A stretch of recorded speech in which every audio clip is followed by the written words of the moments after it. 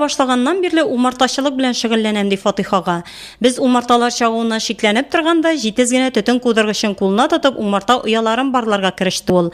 Умарта кортлары да вакытсыз борчыганга бугай тынычсызлана да башлады. Әмма шунсыз булмый.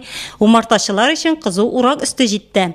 Кортлар тырышып җыйган балны аертасы бар. Әнә ничек итеп кәрәзнең күзәнәген бал белән тутырганнар һәм аны каплап куйганнар бит алар. Бик зак сакланган өчен шуны умарталап пешетләп куялар аны.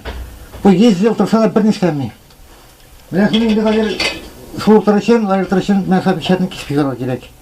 Нәзик кенә. Менә шул слоенда иң качественный, высший качественный балларда. Менә стейк слойда. Аларны җыйып барабыз.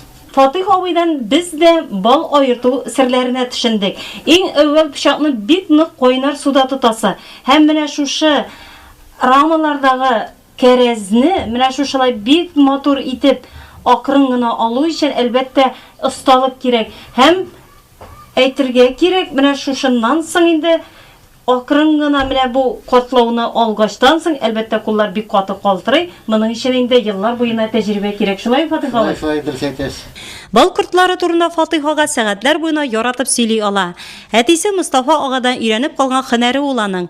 Бүген аның бакчасында 17 умарта оясы бар. Барлык умарта ояларын да Фатих ага үз куллары белән ясый. Үзе килеп ялашты.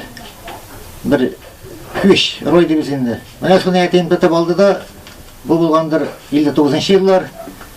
Менә шуны әйтәм тотынды инде. Аннан соң әйтәм 60-нчы елда үлгәч абыем тотынды. Абыем Лаишевга барып укып кайтты. Инде абыем колхозда да эшләде. Умарталыкта мине дә әйтеп калдырды. Үзем дә китаплар алып укып өйрәндем, мен күп журналларга да язылдым. Менә шулай итеп кенә тәҗрибә туплап өйрәндем. Бик кызык шикел бу.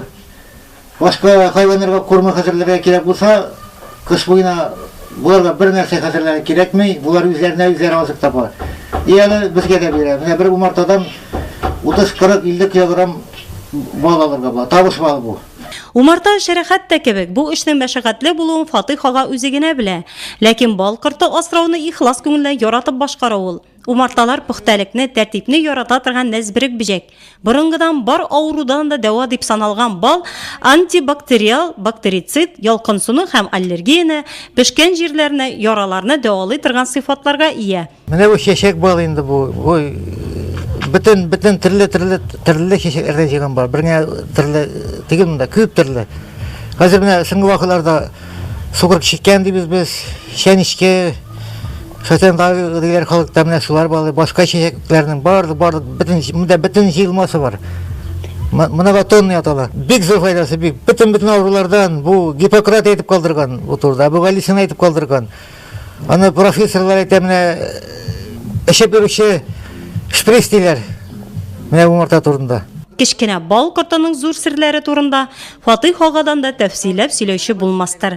Ә тормыш иптәше Чәчәк ханым исә бал кортының файдасын дин тәгълиматына нигезләнеп аңлата. Умарта Аллаһ Тәгаләнең Коръәндә дә бар, сүрәсе бар аның. Умарта 40 сүрәсе дигән бар анда. Бик шифалы 70 төрле ширгә диләр, Аллаһ Тәгалә белүче. Бөтен җирдә минем ашказаным авыртай, әлхәмдулилlah, ашказаннарына да нәрсәдән дә бөтен җирдән файдасы бар. Бал аертканнан соң Фатих ага бөтен оныкларын бал белән сыйларга ярата. Алары да зур әтиләренең яңа бал аертканын көтеп кенә тора. Әлбәттә инде балны башлап балчы авыз итә.